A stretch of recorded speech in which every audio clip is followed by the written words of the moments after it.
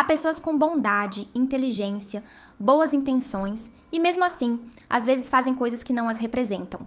Mensagem desnecessária enviada, discussão fora de controle, compra que desorganiza as finanças, decisão impulsiva que custa caro depois.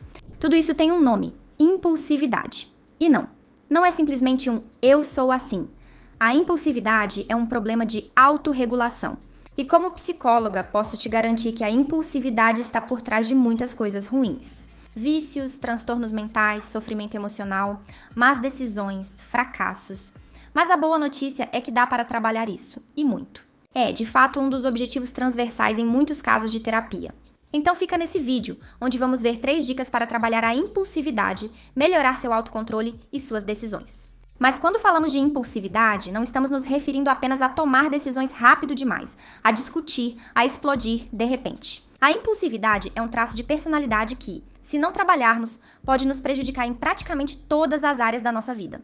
No campo romântico, na família, na saúde, nos hábitos, na carreira profissional, nas decisões importantes da vida e, claro, na nossa saúde financeira.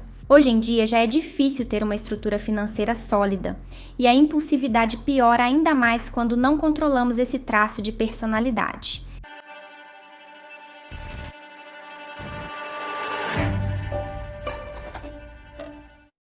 Vamos começar entendendo bem o que é a impulsividade. Isso é fundamental para que você compreenda os 3 pontos que vamos usar para abordar esse problema. Primeiro, impulsividade difere de espontaneidade. É possível agir livremente com consciência, sem prejudicar a si ou aos outros. Também não é sensibilidade ou intensidade emocional. Você pode sentir muito e ainda assim refletir, se regular e se controlar. Também não é falta de empatia ou ausência de valores. Você pode ter ética, moral, desejos, objetivos, consideração pelo outro.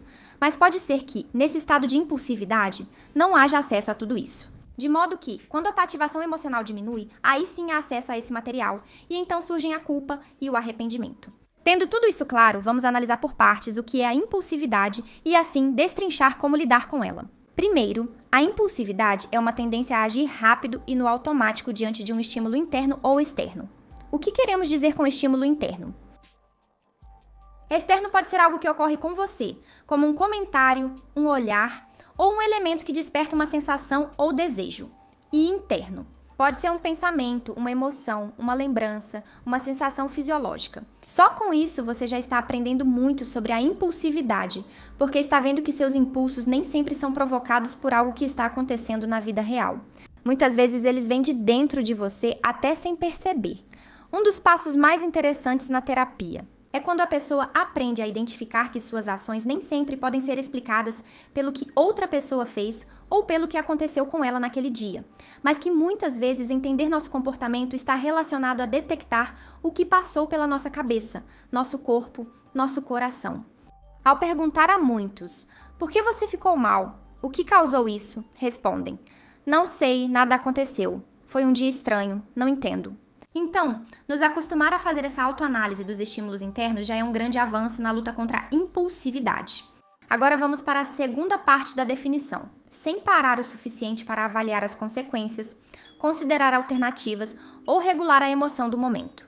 Ou seja, a impulsividade é entendida como uma falha no freio, na inibição, uma falha de autorregulação, onde o alívio imediato tem mais peso do que o objetivo e as consequências a médio e longo prazo. Certo? Então, na primeira parte da definição, vimos que, primeiro, existe um elemento, um estímulo, que pode vir de fora ou de dentro. E agora, nessa segunda parte da definição, estamos vendo que, nesse espaço entre o estímulo e o que fazemos, falta alguma coisa. É um espaço muito curtinho e faltam coisas ali. Falta inibição, falta autorregulação, falta conseguir pensar nas consequências. Com isso, já vamos percebendo que as estratégias para trabalhar a impulsividade vão seguir nessas 2 direções. Conhecer nossos gatilhos, nosso calcanhar de Aquiles e trabalhar para mudar esse espaço entre o gatilho e a conduta. Mas ainda falta alguma coisa. O terceiro pilar, analisar esse comportamento impulsivo que sai de nós. O que eu costumo fazer de forma impulsiva, que não pensei direito, que me traz más consequências, que me faz agir de um jeito que não me agrada? E aqui surge uma pergunta importante. Eu ajo de forma impulsiva no geral? Ou existem certas áreas da minha vida, certas situações, certas emoções, certos contextos em que eu perco um pouco a racionalidade, o controle e faço coisas que eu não esperava e de que não gosto? No primeiro caso, provavelmente é impulsividade. Sea un rasgo de tu personalidad. Tanto pela genética quanto pela aprendizagem, algumas pessoas se autorregulam e controlam menos, pensando pouco nas consequências. Agir de forma imediata e automática é o padrão delas. No segundo caso, quando você só percebe impulsividade diante de certos estímulos, aí a situação muda. Aí estamos falando de uma história, de uma associação, de uma marca emocional, de um vício, até mesmo de algo traumático. Nesse caso, é importante analisar a fundo o que está por trás desses estímulos. O que eles despertam em você? Por que você reage dessa forma? Qual o objetivo dessa resposta? Por exemplo, há pessoas que diante de qualquer sinal que pode ser interpretado correta ou erroneamente como rejeição, automaticamente passam a mudar de opinião, a abandonar o que queriam fazer, a agradar. Ou há quem, depois de ter vivido uma traição, agora responda com agressividade e ansiedade assim que esse medo é ativado. Agora que você tem um esboço do nosso trabalho, vamos analisar cada uma dessas 3 chaves com exercícios que recomendo para você. Primeira chave, entendendo seus gatilhos. Aqui não vamos falar de gatinhos pequenininhos, vamos falar de prevenção. Veja, há dias em que o seu freio funciona e há dias em que o seu freio não está tão disponível. E isso não é questão de sorte, mas sim porque você está, entre aspas, em condições de risco. Então é muito importante nos conhecermos para poder prevenir. Para isso, vamos fazer 2 coisas: identificar seus cenários vermelhos e estabelecer regras de proteção para esses momentos. Este primeiro exercício se chama cenários vermelhos e quero que você faça uma lista simples. Em quais momentos você percebe, lembrando, que tem mais dificuldade de se controlar, se regular, pensar com clareza? E aqui realmente costumam aparecer coisas muito comuns para todo mundo, porque existem certos fatores e condições que, em nível fisiológico, nos tornam mais propensas à impulsividade e à irracionalidade. Dormir mal, ter se alimentado mal, estar com fome, passar dias de muito estresse, estar entediada, com sensação de vazio, sentir-se insegura, sentir-se julgada, sentir pressão para ter que fazer algo rápido, sentir-se ameaçada, com medo, ter bebido álcool ou usado outras substâncias, chegar atrasada ou estar distraída no celular. É chamado cenário vermelho porque nesses momentos seu sistema fica mais reativo e o cérebro tenta resolver rápido a tensão e o desconforto. Isso nos leva ao segundo exercício, o semáforo. Diariamente com calma pergunte-se: estou verde, amarelo ou vermelho hoje? Dormi bem, comi bem, estou tranquila, estou em paz. Sinto minha mente clara, não me sinto emocionalmente alterada. Hoje é um bom dia para tomar decisões, para falar sobre certas coisas, para reagir, para responder. Amarelo. Estou um pouco cansada e desregulada, então vou me cuidar mais, dar mais tempo e compaixão a mim mesma. Não vou tentar me envolver em situações que me exigem demais, vou comunicar aos outros como estou, e talvez possamos encontrar outros momentos para tratar desse assunto. Cenário vermelho. Tenho dormido muito mal há dias, estou estressada e irracional. Será que minha menstruação vai descer? Consumi alguma coisa? Tive uma discussão grande recentemente. Qualquer coisa que você, pelo seu autoconhecimento e pela sua autoobservação, percebe que de alguma forma afeta como você é normalmente. E aqui não é o momento de se forçar a fazer coisas, nem de negociar consigo mesma, nem de se exigir, nem de tentar agradar. Aqui é o momento de, entre aspas, se proteger e proteger os outros. Simplesmente hoje não é o dia. E nesses dias em que você percebe que o semáforo está vermelho, não se toma nenhuma decisão, não se reage a coisas importantes, não se dá credibilidade ou importância aos pensamentos que possam surgir. Não é um dia para discutir, tratar de assuntos complicados ou se exigir fazer algo importante que gere pressão ou estresse. Isso é autoconhecimento, prevenção e autorregulação. É agir com inteligência e pragmatismo com seu sistema nervoso. Entender que não é só questão de força de vontade ou autocontrole. Não precisamos estar sempre bem ou nos cobrando constantemente. Às vezes, é importante ouvir o corpo, respeitar e entender que há dias para cada coisa. Agora, vamos à segunda chave.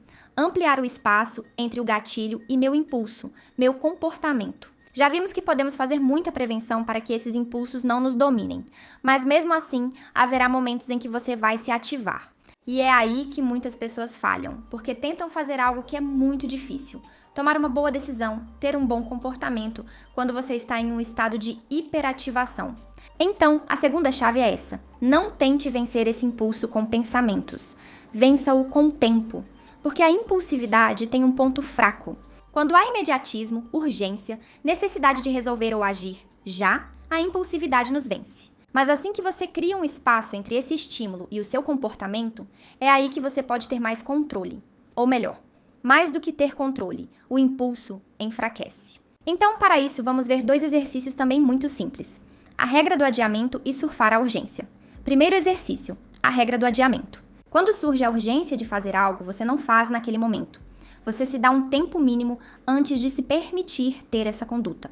E quero que você entenda assim, não é que eu me proíbo, o que paradoxalmente muitas vezes aumenta o desejo e o impulso de fazer, mas sim que você vai pensar assim, vou me dar um tempo para escolher melhor.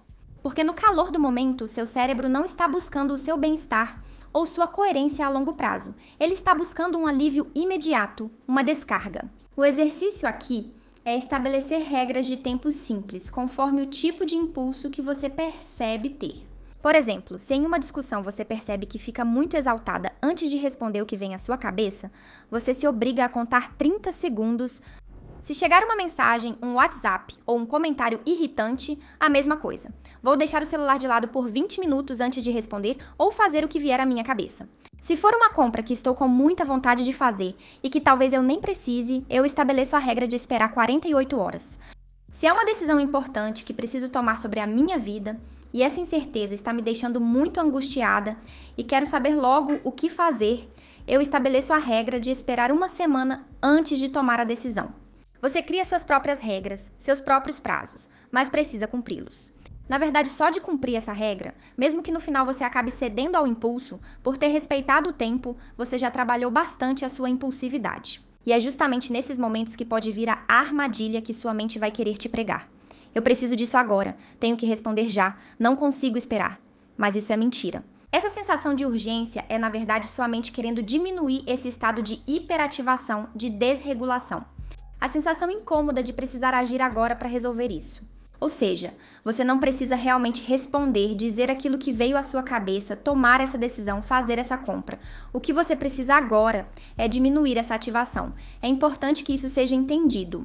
Porque quando passam 10, 20, 60 minutos, você descobre que o impulso não era tão real quanto parecia, mas sim uma urgência fisiológica, emocional. Isso nos leva ao segundo exercício, surfar a urgência. E por que dizemos surfar? Porque essa sensação de urgência, essa ativação fisiológica, é como uma onda. Você começa a notar, percebe e vai vendo como a intensidade vai aumentando até atingir um pico.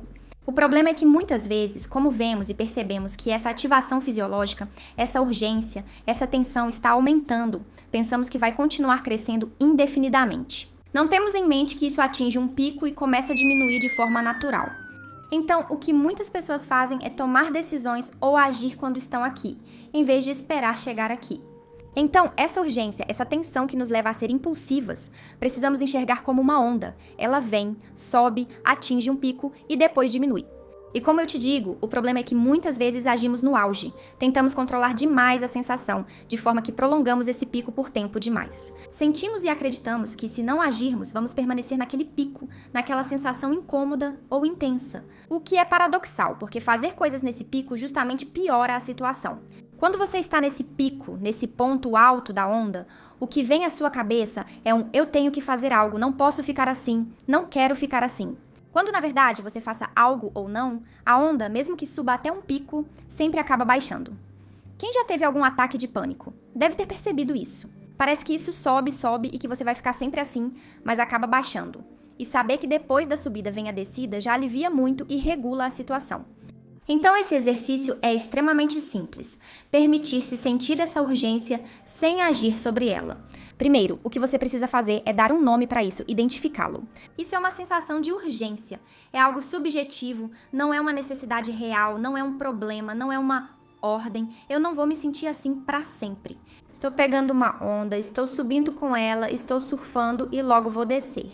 Depois, te convido a localizar essa urgência, essa tensão, essa ativação no seu corpo. Onde você sente isso? No peito, no estômago, na garganta, nas mãos? Agora respire devagar 10 vezes e o objetivo aqui não é relaxar completamente, não é eliminar essa sensação, é diminuir um pouco essa ativação. Agora, esperamos 2 minutos sem fazer esse comportamento, apenas para observar o que está acontecendo no seu corpo e perceber como, aos poucos, essa onda começa a diminuir. E é aqui que se treina esse autocontrole, porque não se trata de ser fria, de ignorar ou reprimir as emoções, de se desconectar. É poder sentir, é poder observar, escutar, mas sem ser arrastada por isso. Como a surfista pega a onda com a prancha sem ser levada pela correnteza. Quando você já conseguiu não agir de cabeça quente, é aí que vem a terceira chave. E para mim, a oposição mais importante, poderosa. Já que é a que tem maior impacto a longo prazo nas consequências na sua vida, nos seus relacionamentos, no seu autoconceito, na sua autoestima. Então, terceira chave, analisar o que aconteceu, entender e redesenhar esse padrão para as próximas vezes. Ao falar de impulsividade, muitos pensam que é falta de autocontrole. Mas a chave não está em começar por esse controle, como vimos, e sim em entender o que é que te dispara. Porque a impulsividade não é algo que surge, que aparece do nada, mas faz parte de uma cadeia de acontecimentos. E quando você é capaz de detectar esse encadeamento, como ele vai acontecendo, esse comportamento impulsivo já não te pega mais de surpresa. E para isso vamos falar do exercício ABCCCDE. Agora eu vou te explicar. Se você acompanha muito o meu conteúdo, é provável que em alguma outra ocasião já tenha me ouvido falar desse exercício. Porque realmente é uma ferramenta muito poderosa para lidar melhor com a impulsividade, para o autoconhecimento, para entender nossos esquemas emocionais, nossos padrões de relacionamento. Para este exercício, quero que você pense em algum comportamento impulsivo que teve recentemente e gostaria de mudar. Um comportamento impulsivo que costuma ter. E vá, aos poucos, aplicando cada um dos passos que vou descrever para você. Começamos pelo A, o acontecimento ativador. O A é aquele estímulo interno ou externo do qual falamos há pouco. É o que aconteceu antes desse comportamento impulsivo.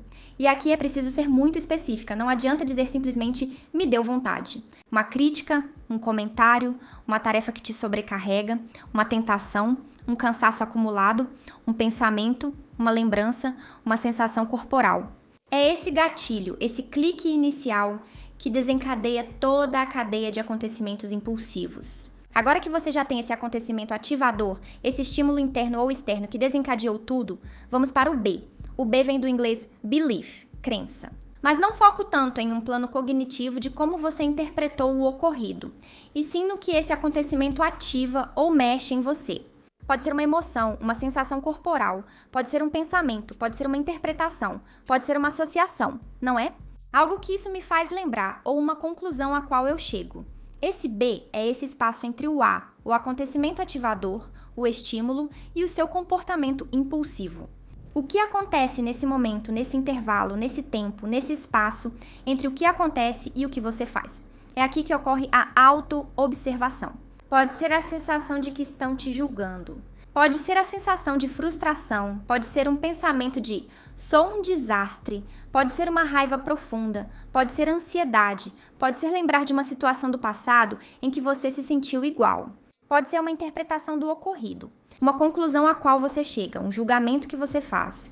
Esse B, esse espaço, provoca o C. Se você sente muita raiva, pode surgir a vontade de quebrar algo.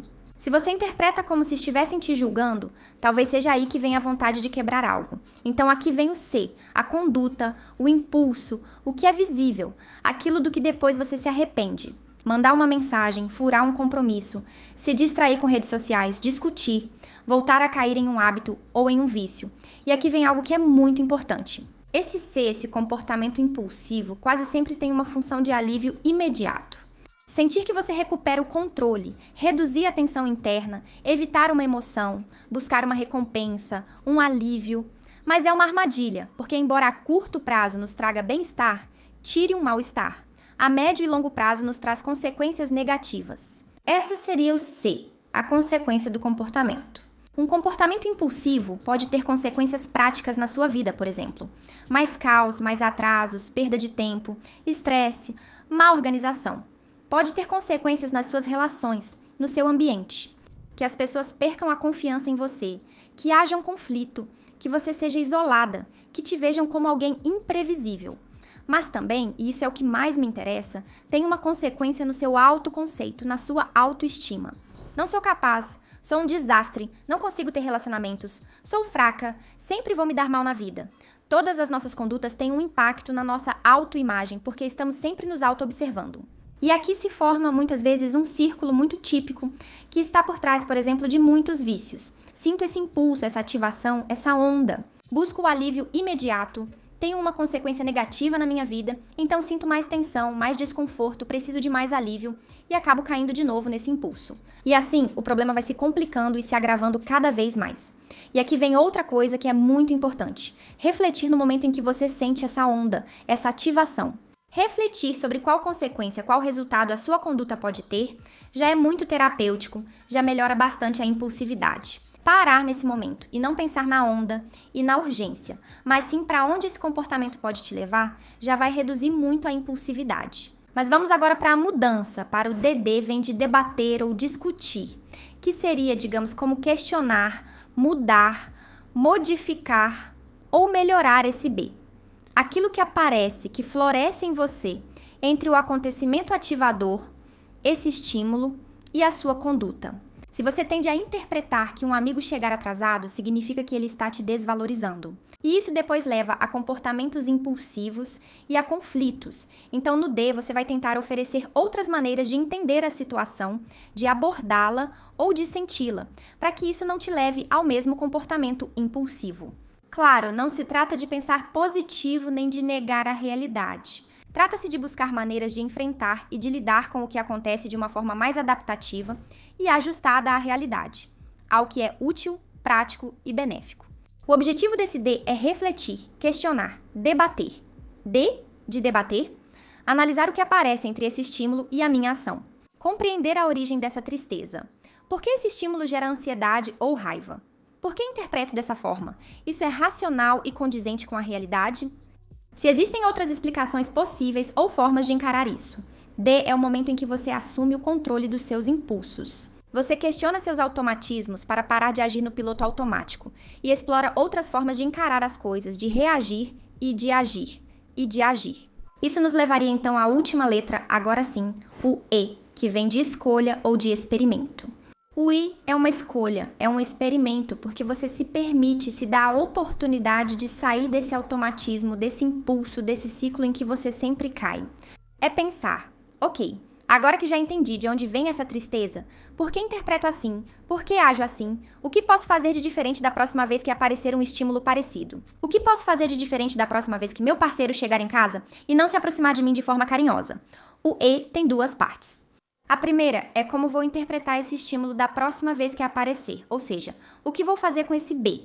Em vez de interpretar que meu parceiro chega em casa e não fala comigo porque não me ama e porque é egoísta, vou entender que essa é a maneira dele economizar energia, que ele precisa chegar em casa, relaxar um pouco e então estaremos juntos.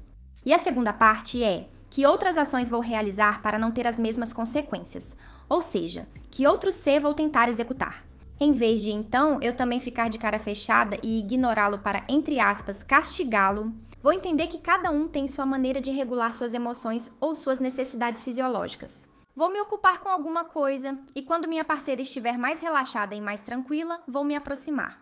Agora que você já entende o que é a impulsividade, como ela funciona, como lidar com ela e que tem alguns exercícios para aplicar, quero te dizer que a impulsividade é algo que se treina.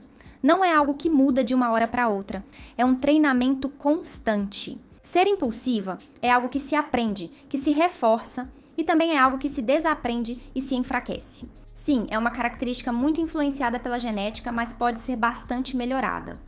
E você tem que entender que, se há anos seu cérebro está treinado para buscar alívio ou descarga imediata, é normal que no começo seja difícil implementar tudo isso.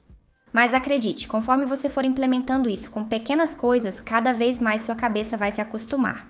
A parar, a frear, a refletir, a pensar nas consequências.